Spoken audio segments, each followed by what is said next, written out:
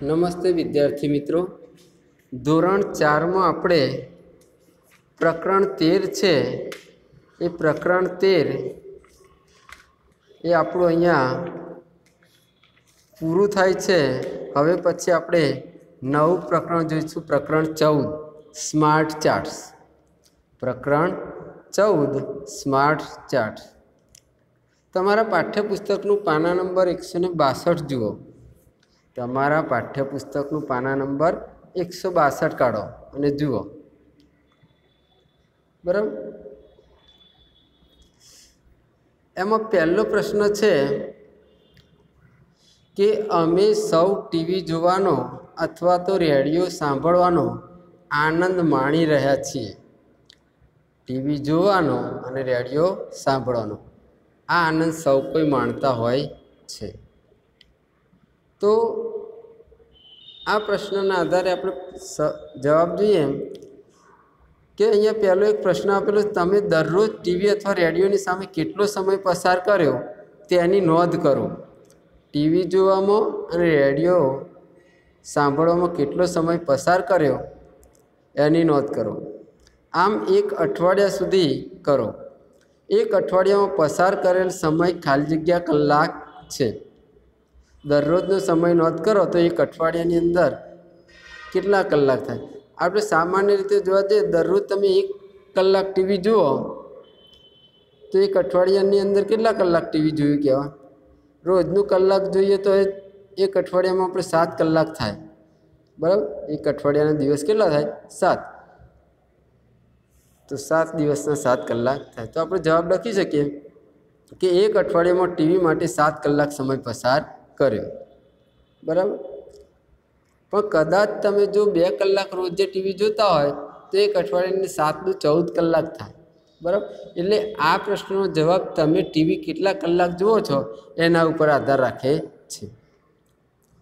બીજો સવાલ છે, તો તમે 1 મહિનામાં કેટલો સમય પસાર કર્યો? તો 1 મહિનાની અંદર તમે કેટલા કલાક પસાર કર્યા? રોજનો 1 કલાક ગણીએ આપણે તો 1 મહિનાના દિવસ કેટલા થાય? તો કે 30 દિવસ। 1 મહિનાના કેટલા દિવસ? તો 30 દિવસ। તો 30 દિવસને તમે 1 કલાક સાથે ગુણો તો 30 એકા 30, 30 કલાક તમે 1 મહિનાની અંદર ટીવી જોવામાં પસાર કર્યો એવું કહી શકાય, બરાબર। તો 30 ગુણ્યા 1 બરાબર 30 કલાક થાય 1 મહિના ટીવી જોવામાં પસાર કરેલો સમય। ત્રીજો સવાલ છે, તમારા દોસ્તો પાસેથી શોધો કે તે અઠવાડિયામાં કેટલો સમય પસાર કરે છે। આ થઈ તમારી વાત। હવે તમારા દોસ્તોનો સમય તમે નોંધો પૂછપરછ કરીને કે તમારા દોસ્તો પાસે શોધો કે અઠવાડિયામાં કેટલો સમય પસાર કરે, કે તમારા મિત્રો એક અઠવાડિયાની અંદર ટીવી જોવામાં કેટલો સમય પસાર કરે છે એ શોધો। તો કહેવાય કે મેં મારા દોસ્તો સાથે વાત કરીને જાણ્યું કે તેઓ અઠવાડિયામાં ટીવી જોવામાં અને રેડિયો સાંભળવામાં કેટલો સમય પસાર કરે છે તે આ પ્રમાણે છે કે કેટલા કલાકો તેઓ ટીવી જુએ અથવા તો રેડિયો સાંભળે છે। અહીંયા જે ગણતરી કરવામાં આપે છે કોષ્ટકમાં એ એક અઠવાડિયાની અંદર 1 અઠવાડિયાની માહિતી છે। અહીંયા બાળકોની સંખ્યા છે કે 6 કલાકથી વધુ ટીવી અથવા તો રેડિયો જોવામાં પસાર કરે એવા બાળકોની સંખ્યા છે 10। 6 કલાક ટીવી અથવા રેડિયો જોવામાં પસાર કરે એવા બાળકોની સંખ્યા છે 13। 5 કલાક ટીવી કે રેડિયો સાંભળવામાં પસાર કરે એવા બાળકો છે 9। 4 કલાક ટીવી જોવામાં કે રેડિયો સાંભળવામાં પસાર કરે એવા બાળકોની સંખ્યા છે 10। 3 કલાક પસાર કરતા હોય ટીવી કે રેડિયો પાછળ એવા 5 વિદ્યાર્થીઓ છે। 2 કલાક પસાર કરે એવા 3 બાળકો છે। 1 કલાક પસાર કરે એવું એક પણ બાળક નથી। 1 કલાક ટીવી કે રેડિયો જોવામાં બગાડે એવો એક પણ વિદ્યાર્થી અહીંયા છે નહીં। જ્યારે 0 કલાક નથી જોતા એવા 2 બાળકો છે। તો બિલકુલ ટીવી ના જોતા હોય એવા પણ બાળકોની સંખ્યા છે 2। કેટલી છે? 2, બરાબર। તો આ કોષ્ટકમાં તમને દેખાય એ પ્રમાણે પણ તમે લખી શકો છો। ત્યાર પછી જુઓ પાના નંબર 163, પ્રશ્ન 2, તમારા કોષ્ટકમાંથી ટીવી જોવું અથવા તો રેડિયો સાંભળવો તો આ કોષ્ટકના આધારે આપણે પ્રશ્નના જવાબ લખીએ, વાસ્તવિક પરિસ્થિતિ પ્રમાણે પણ લખી શકાય. પહેલો સવાલ છે, ખાલી જગ્યા બાળકોએ 6 કલાકથી વધુ સમય એક અઠવાડિયામાં પસાર કર્યો. એક અઠવાડિયામાં 6 કલાકથી વધુ સમય પસાર કર્યો એવા બાળકો કેટલા છે? 6 કલાકથી વધારે સમય પસાર કર્યો હોય તો એવા બાળકોની સંખ્યા જો અહીં લખેલી છે ઉપર પહેલું જ, 6 કલાકથી વધુ સમય પસાર કર્યો એવા બાળકો છે 10. તો અહીં લખાય કે 10 બાળકોએ 6 કલાકથી વધુ સમય એક અઠવાડિયામાં પસાર કર્યો. બીજો સવાલ છે એની નીચે, ખાલી જગ્યા બાળકોએ બિલકુલ ટીવી જોવામાં સમય પસાર નથી કર્યો. કે જેણે બિલકુલ ટીવી જોતા જ નથી એવા બાળકો પણ આપેલા છે સૌથી નીચે છેલ્લે. તો આપણે લખીએ કે 2 બાળકોએ બિલકુલ ટીવી જોવામાં સમય પસાર નથી કર્યો. બરાબર. ત્યાર પછી આગળ ત્રીજો સવાલ જોઈએ તો મોટા ભાગના બાળકોએ ખાલી જગ્યા કલાક અઠવાડિયામાં પસાર કર્યા. તો મોટા ભાગના જે બાળકો છે એક અઠવાડિયાની અંદર 6 કલાક પસાર કરે છે. બરાબર. ચોથી ખાલી જગ્યા છે, ખાલી જગ્યા બાળકોએ 3 કલાક કરતાં વધુ સમય પસાર કર્યો. તો કેટલા બાળકોએ 3 કલાક કરતાં વધારે સમય પસાર કર્યો? તો આપણે એ કહીશું 3 કલાક કરતાં વધારે સમય પસાર કર્યો એવા બાળકો કેટલા આવશે? તો 13 ને 23, 23 ને 33, 33 ને 9, 33 ને 9 કેટલા થાય? 33 ને 7 40 42. જુઓ, 3 કલાકથી વધારે કલાકવાળા જો 4 કલાકવાળા આવી જાય, 5 કલાક આવે, 6 કલાક આવે, 6 કલાકથી વધુ બાળકો પણ આવે. એટલે આપણે અહીંયા જવાબ લખી શકાય કે કુલ 42 બાળકોએ 3 કલાક કરતાં વધુ સમય પસાર કર્યો. કેટલા બાળકોએ? 42 બાળકો. આમ 42 બાળકો કોનો સરવાળો થાય કે 4 કલાકવાળા 10 બાળકો, 5 કલાકવાળા 9 બાળકો, 13 કલાકવાળા 6 કલાકવાળા 13 બાળકો અને 6 કલાકથી વધુ હોય એવા 10 બાળકો. કુલ 42 બાળકો થાય. પ્રશ્ન 3, ટીવી અથવા રેડિયોમાં જુદા જુદા પ્રકારના ઘણા કાર્યક્રમો આવે છે, જેમ કે કાર્ટૂન, સમાચાર, રમત, સંગીત, મનોરંજન શ્રેણી આવે છે. જુહીના પિતા સિરિયલ જોવાનું પસંદ કરે છે. તેની માતાને રમતગમત પસંદ છે. જુહીને સમાચારનો કાર્યક્રમ ગમે છે. તો આ પ્રશ્નના જવાબ માટે વિદ્યાર્થી ઈચ્છે તો પોતાની પરિસ્થિતિ પ્રમાણે પણ લખી શકે છે. જો આપણે લખ્યા છે તો પહેલો સવાલ કે તમારા કુટુંબના સભ્યોનો મનપસંદ એક કાર્યક્રમ અને એક કે જે તેમને ના પસંદ હોય તેનું નામ પૂછો અને કોષ્ટકમાં લખો. તો અહીંયા મારા કુટુંબના સભ્યોનો મનપસંદ અને નાપસંદ કાર્યક્રમ નીચે મુજબ કોષ્ટકમાં દર્શાવેલો છે તે તમે જુઓ અને લખો. જો મારા કુટુંબના સભ્યો, પછી પસંદગીનો કાર્યક્રમ અને ના પસંદ હોય એવો કાર્યક્રમ. કુટુંબના સભ્યો, મારી માતા જે છે એ મારી માતાને સિરિયલ ગમે છે, જ્યારે મારી માતાને નાપસંદ કાર્યક્રમ છે સમાચાર. મારા પિતા જે છે પિતાને સમાચાર ગમે છે એટલે પસંદગીનો કાર્યક્રમમાં સમાચાર આવશે. નાપસંદ હોય એવી સિરિયલ, મારા પિતાને સિરિયલ ગમતી નથી. કુટુંબના સભ્યોમાં મારા દાદા છે તો દાદાને સમાચાર ગમે છે, જ્યારે મારા દાદાને ના ગમતો હોય એવો કાર્યક્રમ છે સિરિયલ. કુટુંબના સભ્યોમાં દાદીની વાત કરીએ તો દાદીને ગમે છે પસંદગીનો કાર્યક્રમ છે સિરિયલ, જ્યારે દાદીને ના ગમતો એવો કાર્યક્રમ છે રમતગમત. પછી મારો ભાઈની વાત કરીએ કુટુંબના સભ્યોમાં તો મારા ભાઈને પિક્ચર જોવું પસંદ છે, જ્યારે મારા ભાઈને નાપસંદ કાર્યક્રમ છે સિરિયલ. પછી હું મારી પોતાની વાત કરું તો મને પોતાને પસંદગીનો કાર્યક્રમ છે કાર્ટૂન, મને ના પસંદ હોય એવો કાર્યક્રમ છે સિરિયલ. બરાબર. તો આ પસંદ અને નાપસંદની વાત થઈ. બીજો સવાલ છે, કયા પ્રકારનો કાર્યક્રમ કે જે મોટા ભાગના કુટુંબના સભ્યોને પસંદ છે? મોટા ભાગના કુટુંબના સભ્યોને પસંદ છે એવો કયો કાર્યક્રમ છે? તો જુઓ, પસંદગીના કાર્યક્રમમાં વધારે વખત શું આવે છે? જુઓ, સિરિયલ 2 વખત સિરિયલ આવે છે. પછી બીજું શું છે? તો સમાચાર 2 વખત સમાચાર આપે છે.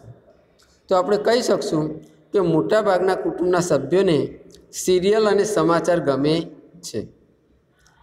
ત્રીજો સવાલ છે, કયા પ્રકારનો કાર્યક્રમ જે મોટાભાગના કુટુંબના સભ્યોને નાપસંદ છે? મોટાભાગના સભ્યોને નાપસંદ હોય એવો કાર્યક્રમ જુઓ, વધારે વખત શું આવે છે? સમાચાર, સિરિયલ, રમતગમત, સિરિયલ ને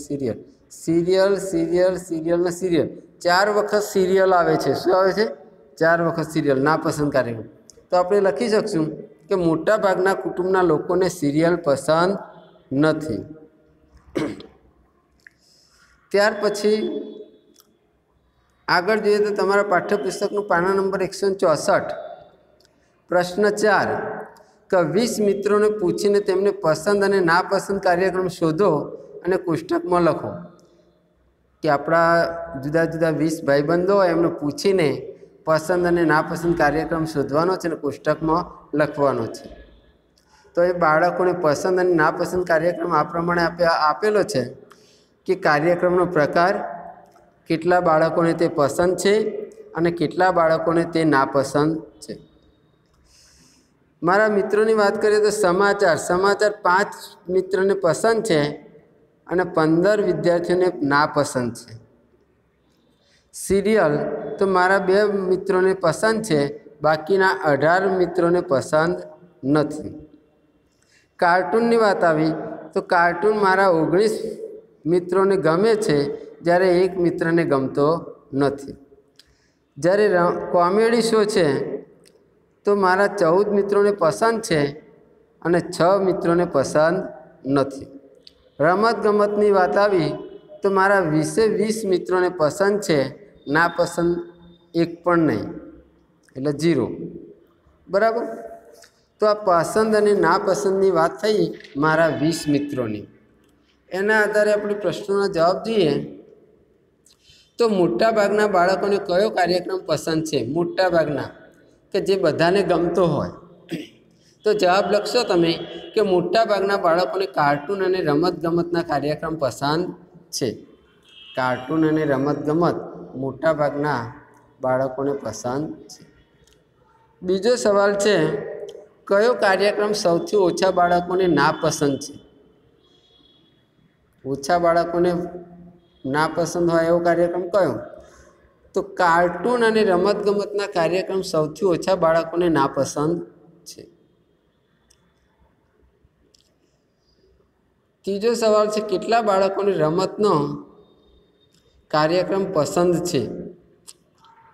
તો 20, એટલે કે બધા બાળકોને રમતનો કાર્યક્રમ પસંદ છે. ચોથો સવાલ છે, શું એવો કોઈ કાર્યક્રમ છે કે જે કોઈને પણ પસંદ નથી? હા અથવા તો ના. જો હા તો કયો કાર્યક્રમ? શું એવો કોઈ કાર્યક્રમ છે જે કોઈને પણ પસંદ નથી? તો ના, કે જેને પસંદ ના હોય એવો એક પણ કાર્યક્રમ નથી. તો આપણે જવાબમાં ના જ લખીશું. બરાબર. ત્યાર પછી જુઓ પાઠ્યપુસ્તકનું પાના નંબર 164 અને 165, પ્રશ્ન 5 કે મારા દોસ્ત કોણ? મારા દોસ્ત કોણ? મારો એક દોસ્ત જે હોય હંમેશા મારી સાથ, રાત હોય કે દિવસ તે હોય હંમેશા મારી સાથ. હું જ્યારે દોડું ત્યારે તે પણ દોડે મારી સાથ. ક્યારેક હું આગળ તો ક્યારેક તે મારી આગળ.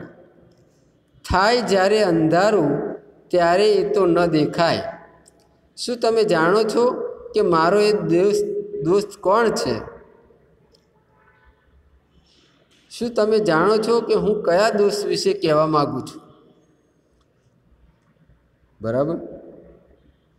તો એ છે દોસ્ત કોણ? પડછાયો. શું હોઈ શકે? પડછાયો. કે આપણે સાથે જ હંમેશા જઈએ ત્યાં હોય. ત્યાર પછી એ કવિતા ધ્યાનથી વાંચીને એ પ્રશ્નોના જવાબ લખવાના છે. પહેલો સવાલ છે, કયો શબ્દ કવિતામાં વારંવાર આવે છે? કવિતાની અંદર કયો શબ્દ વારંવાર આવે છે? તો જુઓ અહીંયા મારી, મારી, મારી, મારી, 1 2 3